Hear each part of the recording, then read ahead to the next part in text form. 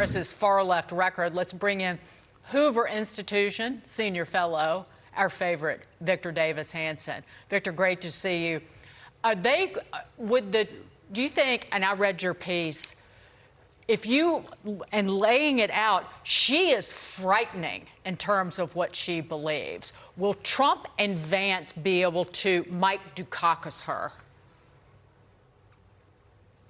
That's going to be the central issue of the campaign, because on the one hand, they don't have 1 or 2 years. They only have 90 days. And she's not going to be allowed, as was Biden not allowed in 2020, to do anything other than teleprompted set speeches in front of receptive audiences. So they have and they don't have time to go down all of these cul-de-sacs about, ethnic background or cackling and all that. They got to get right to the point, and that is draw her out on all these things they said. The good news is she's never in her life, Gagan, spoke to an oppositional audience. She ran for state office in California.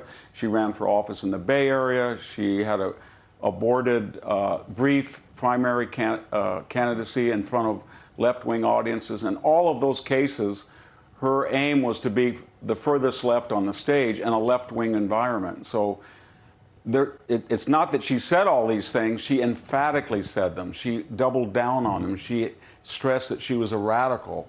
And they're all over the last 20 years in the record. And it's going to be incumbent upon the Trump campaign to find them all, to document them, to air them, and to force the journalists to ask her about them.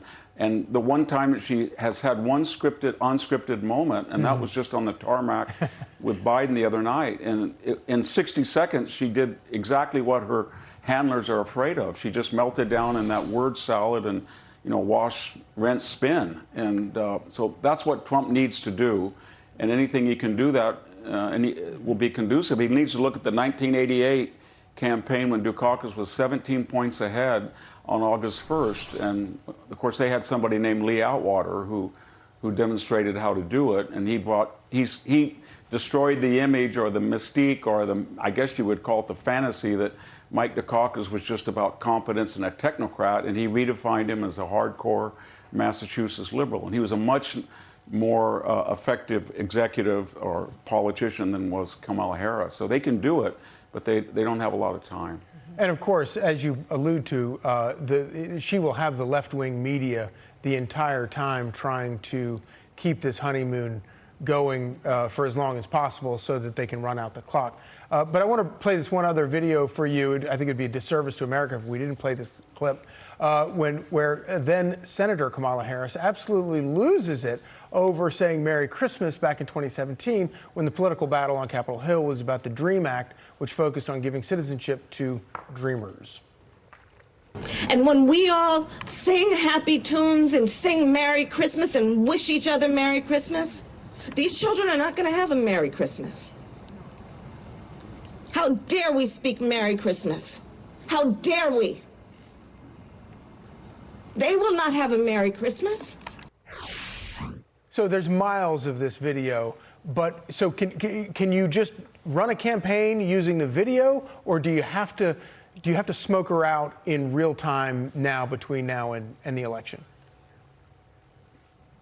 Well, I don't think they're antithetical. I think the more that you run those videos, the more that you run ads, they'll start to see some traction in the polls, and that will force her to come out. And the more that she comes out, the more she will be revealed as incoherent, but more importantly, far left. And that was sort of what Joe Biden used to do as a senator. Remember, he would lose his temper in a pseudo rage and say, "How dare you?" He even did it as president when he said, "Robert Hur, how dare you do this?" It's kind of a boilerplate pseudo rage. It's supposed to make somebody look serious and committed. But again, it's artifice. And the left has put themselves into a very precarious position because they thought they solved the problem with Joe Biden's cognitive decline, but they just rushed in relief to put this candidate out that in most sober and reflective times they had agreed on can't be out in front of the public because she's her own worst enemy. And that doesn't change. It's just a matter of time and how much time that the Republicans have to do the right thing and concentrate on her record and her far left sympathies and agendas. If they don't do that and they get tied down in personalities and everything, she's gonna win. And Victor, if you go through the list of left-wing policy ideas that she has regurgitated just in recent years, you'd be hard-pressed to, well, you won't, but I'm hard-pressed to come up with someone who ran this country who was that far left, who was this much of a socialist, who would basically, I call it, her policy agenda is scorched America. Yeah, and that's why they were so terrified when a rating service showed that she had a much harder left voting record in the Senate than did admitted socialist Bernie Sanders.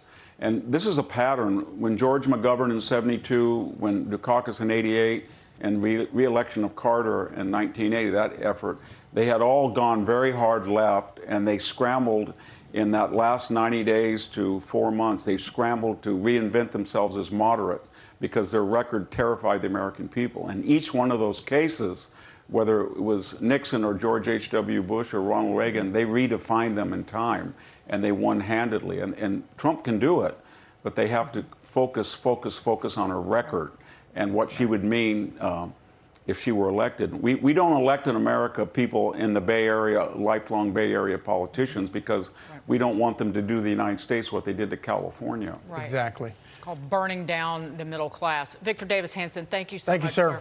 Pleasure. Thank you.